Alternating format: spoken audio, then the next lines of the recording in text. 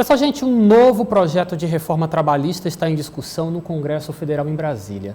Até o momento que sabemos, são pontos polêmicos que podem precarizar as relações de trabalho. Sobre este assunto, eu estou recebendo aqui ao vivo em nossos estúdios a presidente da Comissão do Direito do Trabalhador da OAB do Estado do Piauí, Heloísa Romerding. Tudo bem, Heloísa? Boa tarde para você e, é claro, desde já, muito obrigado por atender o nosso convite. Tudo bem? Boa tarde, Lívio. Boa tarde a todos os telespectadores do Dia News. São reformas permanentes para a CLT, é isso? São reformas que impactam bastante o direito do trabalho, impactam bastante a realidade do trabalhador e da própria economia, né? Justamente pelo aprofundamento.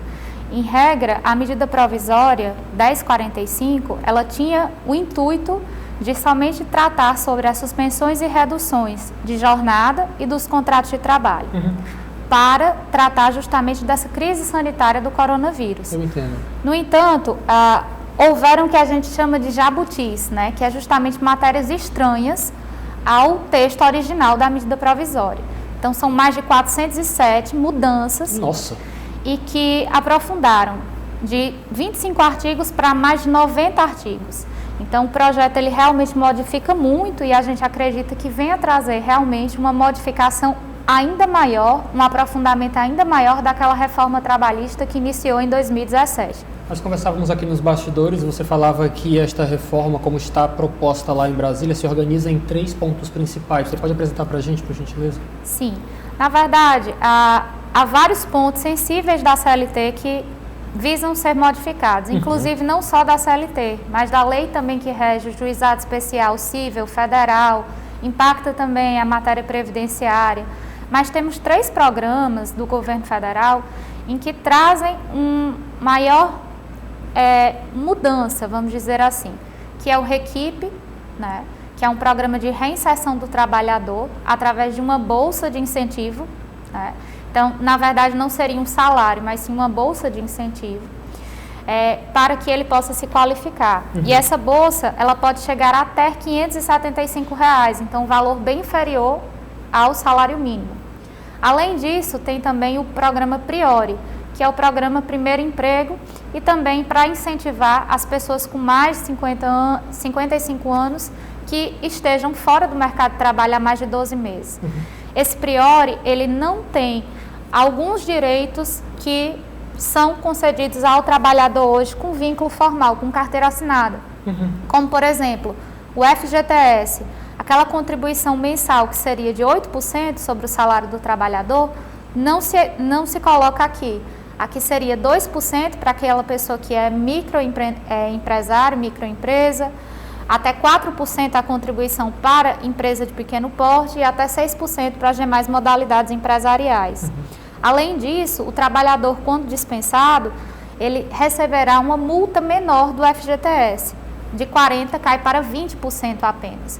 Então, a gente percebe aí algumas precarizações em relação aos direitos do vínculo, justamente porque essa pessoa vai ter esse impacto, reflexo nas férias, no 13º, no próprio salário, que tem uma limitação de até 2 salários mínimos, inclusive.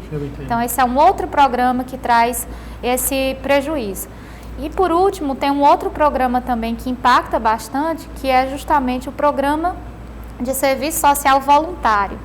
Esse é direcionado para o setor público, né, para que haja possibilidade de municípios contratarem pessoas sem ser por concurso público e também sem ser no programa de contrato temporário, mas sim com uma limitação de jornada e uma limitação também em relação ao salário mínimo hora, respeitado salário mínimo hora.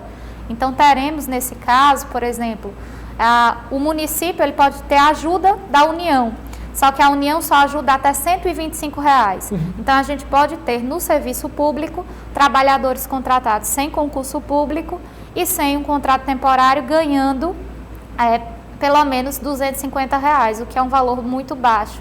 Ajuda a precarizar, porque essa pessoa sai da informalidade, vai constar como se ela tivesse um vínculo, como se ela estivesse introduzida no mercado formal e de fato ela não está. Eu entendo. Luísa, muitas modificações, até polêmicas, diria eu. Como é que fica nesse contexto, é claro, desse projeto que ainda está sendo debatido em Brasília, como é que fica a questão da carteira de trabalho?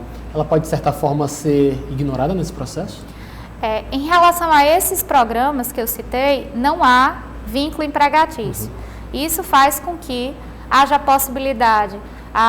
Esses programas, eles acreditam que haveria justamente uma inserção de uma massa de trabalhadores que estão fora do mercado de trabalho, principalmente aqueles que estão fora justamente porque seriam a oportunidade de primeiro emprego, pessoas entre 18 e 29 anos, assim como aquelas pessoas que têm mais de 50 anos e que já têm uma dificuldade de reinserção pela proximidade com a aposentadoria.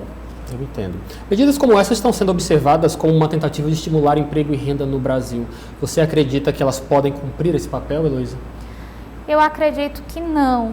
Nesse momento não, porque essa reedição do direito do trabalho, ela nega, né, toda a história de proteção que o direito do trabalho vem trazendo. A justiça social, isso aqui são só alguns pontos que essa nova medida, né, se for aprovada pelo Senado Federal, que a gente acredita que não será, pelo menos não com tantas mudanças que precisariam que a sociedade debatesse melhor, que se forem para serem implementadas, precisam ser por meio de lei ordinária, para que haja uma discussão com a sociedade, uma discussão com os políticos, com os nossos representantes, para que a gente possa chegar num denominador comum.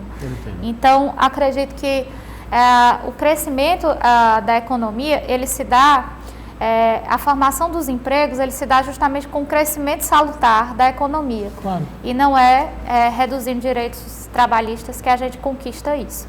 É um assunto muito extenso, polêmico ainda. Lembrando, Heloísa, que ele já passou em 2 votações na Câmara, agora segue para o Senado, não é isso? Isso.